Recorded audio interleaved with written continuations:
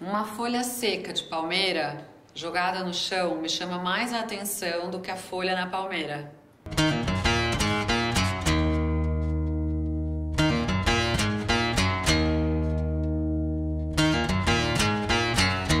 O desenho é a linha das coisas.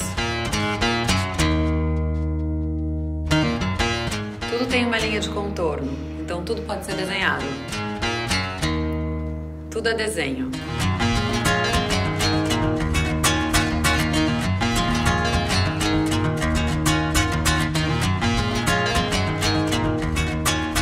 Quando eu falo de desenho, estou falando do jeito que eu penso.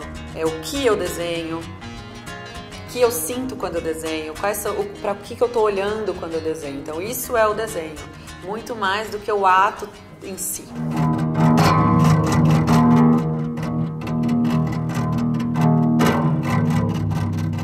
O fazer o desenho também é um momento de muita complexidade, são muitos sentimentos, é muita coisa. Aí o desenho é como se fosse uma forma de organizar, assim, tudo que eu sinto quando eu tô fazendo o desenho. É muito intenso. Quando eu desenho algo que eu vejo, eu não quero de forma nenhuma que isso se pareça com o que eu vi. Eu não quero que seja um trabalho figurativo, mas ele é. Eu gosto do desenho que ele vive no lugar do parece, mas não é. O que parece isso? O que é? É ou não é? Não é uma pesquisa de abstração, nunca foi. A minha pesquisa é uma pesquisa de acúmulo de figuração. É um acúmulo de figuras. Eu fiz um desenho uma vez que eu gostava muito, achava ele exemplar disso, chamava Sambaqui. Os sambaquis eram os depósitos indígenas de coisas, de restos de comida, de restos de corpos, de tudo que eles faziam acúmulos, umas montanhas gigantescas de coisas. E hoje em dia, milhares de anos depois, você consegue ver ela tá cortada e tudo aquilo tá fossilizado. Então, quando você olha um sambaqui, é um pedaço de terra com um monte de coisa. Um monte de coisa. E eu acho que o meu desenho é isso. Ele é um pedaço de forma como se tivesse fossilizado um monte de coisa junta.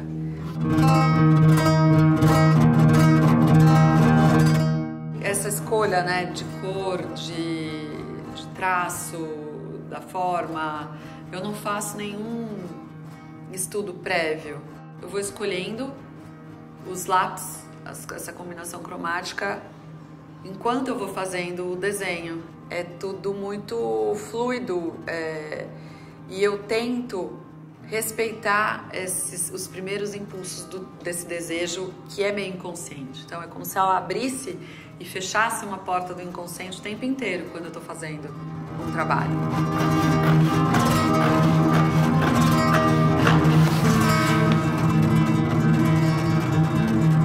Eu entendo que fazer o desenho tem um tipo de exigência e fazer a colagem tem outro tipo de exigência psíquica. São duas plasticidades.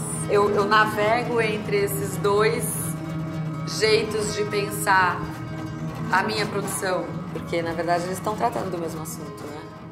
Os peitos estão aqui, os vazios, os reentranças, os ossos, o vocabulário é mais ou menos é o mesmo, né?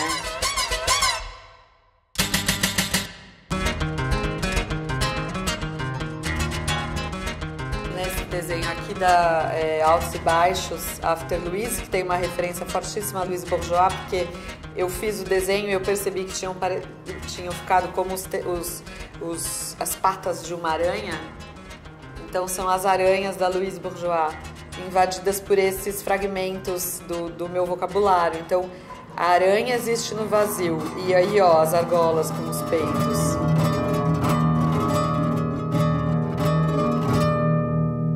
Esse também tem.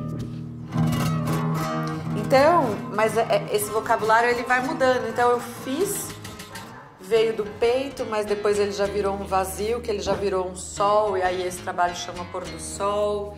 E E aí, enfim, a coisa vai... Esse vocabulário de formas vai mudando. A própria forma vai se modificando, vai virando uma outra coisa e eu vou deixando.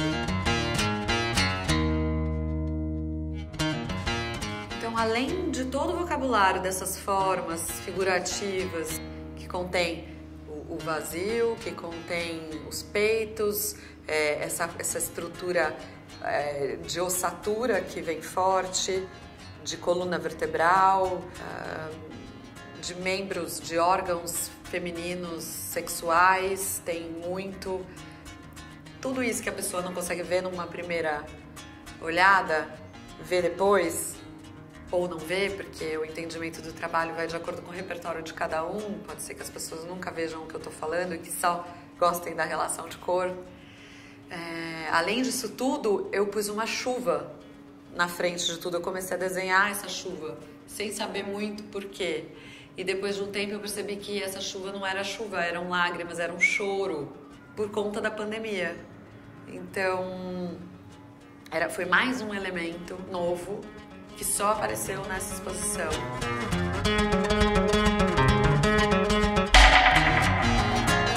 Eu escrevi a proposta para o cofre. Não foram eles que falaram, olha, a sua exposição vai ser no cofre. Eu escolhi. É um espaço que eu sempre visitei e gostei muito e sempre imaginei os meus desenhos lá dentro.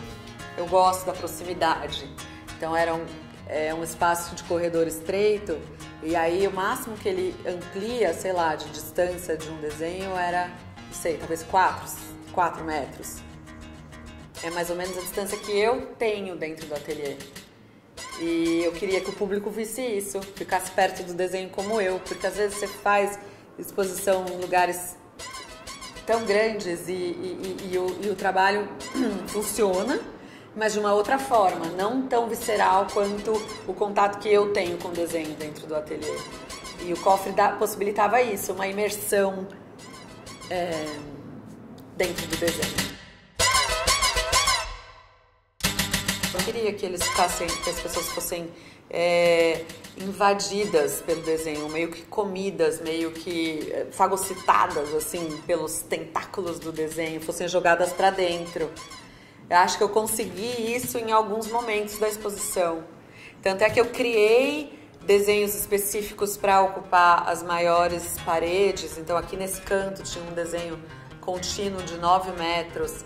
Dentro do cofre tinha o Chuva-Choro, que era um desenho de quase 5 metros. Aqui fora também tinha um desenho que é o Altos e Baixos, de quase 5 metros.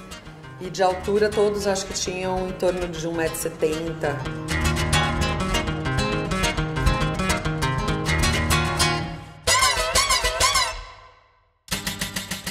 Eu pensei nisso.